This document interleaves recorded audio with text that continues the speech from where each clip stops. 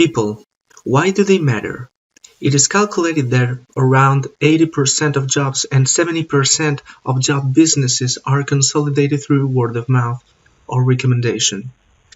And that is why networking management is essential for anyone willing to make business and for any company or organization that wants to grow. Networking is a tool that allows us to achieve our purpose in effective ways. In fact, the fact of meeting people in general in a business or relationship between professionals is to build and strengthen a network of personal contacts. Let us think, for example, former classmates, fellow colleagues, or relatives in a social and professional context, friends of friends, etc. Relationships which generate lots of work opportunities. People who can lead you to create fruitful connections and bring business closer. This idea is carried out by a strict work ethic. Networking gives us the possibility to exchange information, contacts, activities, and projects of common interest. The most important thing about networking is to connect and stay in touch with those with whom we have started a professional partnership, as well as to let them know which are our interests and professional objectives in order to foster trust and dialogue in the long term. Networking allows us to form a professional network of contacts so that we are introduced and exposed to our business colleagues and potential clients. It leads us to learn from others and be able to listen to others, thus by finding people who can collaborate with us either by becoming partners or investors. And why not? Business partners, they're so important to connect with people strategically. In a professional setting, this is crucial to develop relationships with as many people as you can, and that is why it is necessary to work under a set of strategies, actions, and other kind of work that we are going to look in depth during this course. It is essential to be convinced that networking is carried out in the framework of an authentic, true partnership, by transmitting a message of openness and assistance. 2 points to take into account when training on networking: openness and assistance. There are also other key concepts, other key elements, most notably people, relationships, strategy, and communication. If we want to successfully integrate these 4 elements in the networking process, we will certainly develop close professional connections, and surely we will have to succeed in our purpose. There's something that we have to look for in the people we network with, which is willingness to stay open, the need to relate to other people in order to potentially work together. And remember that this is something that has to come out voluntarily and naturally. If we work together, we go further than if we do the same thing on our own, as common work lets us make things possible. Those who open doors, personality and character are important, especially when we interact with each other. Each and every one of us is different, and therefore has different ways of communicating with others. There are people who are shy and introverted, and people who are outgoing, eloquent, people who handle writing better than oral communication, for example. These details are important when establishing contact with a potential client or partner, as well as to make these interactions last in the long term. Also, we need to pay attention to the culture of each country, and why not to the culture of each territory within a country, but also to the culture of the company where our potential partner works, as this will shape your knowledge and influence the way you work and communicate in a network. So it is important to highlight these issues before start thinking about a communication strategy. They will give us an idea, these elements that we can expect from the other, and how we can get to a common understanding with the other person. Only then we will be in a position to understand the potential of the partnership. It is convenient to think and focus on the development of long-term relationships that last, so we can build the trust with people with whom we collaborate. However, it is also important to know that there are short-term professional partnerships that last as long as you want, as your activity in the field or the industry of your business partner. But even then, we should not leave them aside. This constitutes short-term partnerships when you can project a high level of involvement. They can allow us to amplify the echoes of our work and extend our links.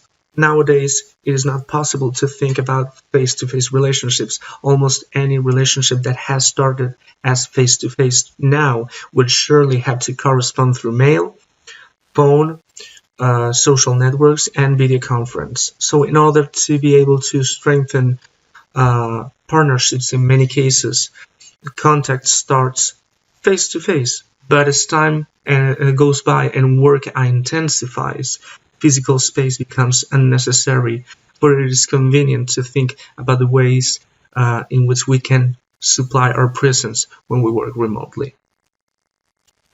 We will get to this point later during this course. Now that we have researched our fellows' culture, once we have researched our fellows' personality and behavioral traits, that we have been successful during first contact, we must develop a strategy in order to move forward. And which is this strategy? We talk about networking strategies when we predefine a certain number of steps in order to further develop partnerships with people. For example, if we defined that we have to sell a certain amount of products, we must sit down and think about who are the people that can help us with this task. What are we willing to give them in return, and how could we connect with these people and through which means? In regard to the fact of being able to develop and deepen these partnerships, especially if we also have specific objectives to comply, communication is essential to everything we want to do in the workplace. So, next point, in order to sustain and deepen relationships, we must think and the other receives what the other receives in exchange, and also understand what we need and which kind of communication is needed in order to understand each other and work from common ground.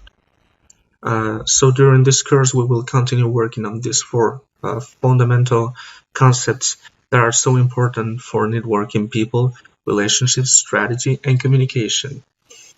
We are going to delve into one of our key concepts, people. As I've said before, in a working environment, people are naturally going to be willing to connect because it is necessary to interact with potential clients and contributors. We often succeed earlier because we have some kind of affinity and common topics of interest with the other person. Otherwise, it might take some time to click, though as we have to perform and accomplish projects and tasks together, it will not take too long to obtain results. We have to identify the individuals within a company or organization that can potentially assist me at a certain point. For example, we need to get a project approved. Those partners who can leverage my project so that it gains strength and presence, for example, because they assist me to reach a specific purpose, or maybe they can give me information and key elements that allow me to move forward. So we have to look for these people. We will also need to build relationships with those who might help me develop ideas for the project that I keep in mind. I will also have external and internal suppliers with whom it will be necessary to be able to generate adequate communication that allows me to clarify my needs and that they understand the problem in the same way that I do, so that we are all talking about the same thing. What kind of partnership, with whom, so that I can attain my personal purpose for a specific project. And then also we have to outline, the kind of communication we want to establish, the common ground. Now, put down all these questions in a paper. The strategy is a tool. Take time to reflect on the needs of your project and who can assist you in your project. Write a list of people which you think you would be interested in your project. Reach to them. Map your contacts. This will allow you to understand if you're talking to the right person. We can define the type of communication upon which we will prefer to act and which strategy we will use to get closer to our contact person. We will not have the same approach as our business partner for a project, as our knowledge, background, codes, and experiences tell a different story. However, this richness, this diversity brings us closer. Needless to say, it is important to pay attention to these differences. If we develop a faulty strategy, our communication will be filled with noise, and this will make it difficult for us to reach the objectives set in a timely manner. Aspects such as interests and people in common, and shared experiences such as, for example, having attended the same club in childhood, can facilitate access to people who, although they work in our company, are not as close as us, as we are. It is very important to us to inquire and get to know our helper as much as possible. This preliminary research is always worth doing in order to create a microculture, a common framework that allows us to communicate effectively. We start with an example. When speaking of networking, I always give the following advice. Approach a person you are interested in for professional reasons during a conference. Invite him or her to have a coffee and to talk to this and that. It would be a very good strategy. In the United States, for example, this would not be a problem. However, in some countries, such as in Latin America, it may be frowned upon. It may be perceived as some form of personal intrusion disguised with a professional motive. In this example, we clearly see how the culture of a country influences the way we do networking. Before facing a new networking project, we must take into consideration the country of origin of our fellow negotiator. On the internet, we will find several sites that will allow us to know and evaluate key factors, among others, which place women occupy in the business world, for example. For this type of data, we can search key indicators as how many women are in managerial positions in a particular country. It is necessary to also inquire about aspects that are related to face-to-face meeting. Shall we greet with a handshake, as in Austria, or with a kiss, as in Argentina? It is not a bad idea, for example, to be reading local newspapers and reviews so that we figure out which are the most relevant events at that time in that specific region or in this country. Any weather catastrophe or shocking news that has taken the public attention by storm, and thus has had an impact on your negotiators' company management. These aspects are also important. Also, other elements about security issues, transport, daily life, key market players are also to be considered. Which are the most important portals and social networks in each country? Nowadays, it is not possible to use Facebook in China, for example. On the other hand, each and every person has some unique traits of personality. Personality is the way we feel we think, behave, and interpret reality. We all have particular traits. that will come into play when it comes to relating to others. Psychological and behavioral factors are also the result of internal processes, life experiences, but also come from external influences. For example, our college, our alma mater, and with whom we went to college or started our career. All these elements will be very useful if we want to solidify our working relationships. So personal is also professional. It is always important to know who we are negotiating with in regards to the focus we always put on reading the other through conversation.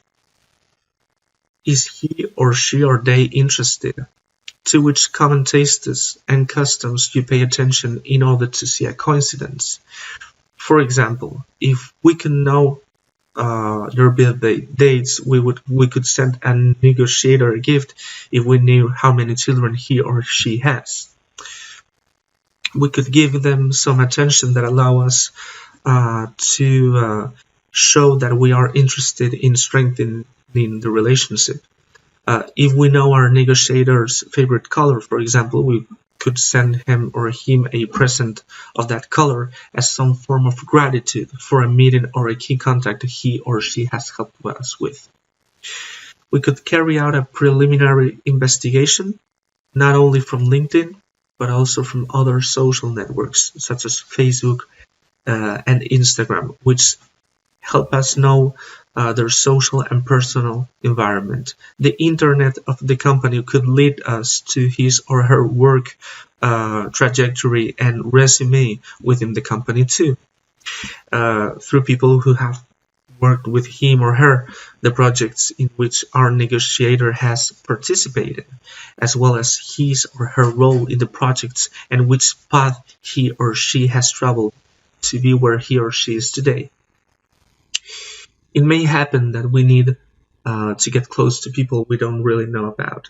In this case, it is useful to look for common acquaintances in LinkedIn or even a face-to-face professional network. On the other hand, it is necessary that we take a little moment of introspection to be able to work on our own image. What impression do we let people have of us? What aspects of our personality we would like to highlight, and which ones we prefer to save for us. Remember that we always say that networking is a strategy. It is thought and planned in advance. We continually emphasize the need to relate and above all to build long-term relationships in business. It is time to think why we attach so much importance to this point. Only if we look a little further, we can truly trust someone over time, as our connections derive from different moments and stages of life. We share spaces and responsibilities, so finding trust is the key to prosperous and fruitful work relationships. It would allow us to reach our goals too. A businessman wrote to a journalist who was just beginning his career and needed support for him. It was clear that their company was not giving him the space and the strength this person wanted. However, this businessman thought the journalist was an individual who had a clear projection, and so he invited him to a meeting. The journalist was very happy and grateful for this other person's attitude. This person later allowed him to continue forging networks and new relationships, being in new spaces. We once again emphasize the importance of giving and receiving in order to receive. That seems obvious, but that doesn't always happen like that, and that's why I do mention at this time is the fundamental need to treat all people in a good way according to their needs and pay attention to them. The longer the relationship, the more trust we will have established, and so more opportunities may arise from one side or the other of the relationship. Give and receive. We can always face new challenges, but we must take the time to forge these relationships, because without the trust that we need, it is not possible to face new projects. And how to build relationships long term. Being present in the life of the other, obviously. Taking time to write and ask only how your professional counterpart finds him or herself concerned about which horizons are appearing on his or her way. Next step, we could also go to events where we know our negotiator will be present, where there are acquaintances in common. Perhaps it is not possible for us to both to have an encounter at first, but clearly the door is open for this to be a fact in the future. This is why we have to focus on building relationships beyond our professional priorities or positions. If our views are intertwined through trust projected, we will be able to help us each other meet our goals. At this point, it is important to highlight something that concerns us all, because it inevitably revolves around how professional relationships strictly work. It is always necessary to understand reality. Relationships evolve and eventually find their way according to the time and the effort that we are willing to invest in them. Sometimes relationships that start professionally turn into more personal relationships, and sometimes personal relationships become professional. For example, when we get to work with friends, sometimes limits are blurred. We may be the ones who take initiative. It is necessary to take into account to what extent personal and professional relationships are allowed to overlap, and which are the limits of these relationships. What happens when, for example, someone with whom we already have forged a professional relationship in our work becomes our boss? It will be key to go on deepening our personal relationship, but at the same time respect him in his new role, knowing that the nature of our interactions in the workplace has changed significantly. This is not a threat to us, but more of an opportunity that networking gives us. That person with whom we already have a stable friendship has a new role, and we will be able to attract interesting offers for us, since he trusts us and knows us. That's why it is important not to feel threatened, but to give the negotiator the attitude of support, and openness that makes him or her think that she or he can trust us, so that we have an ally for a very long time.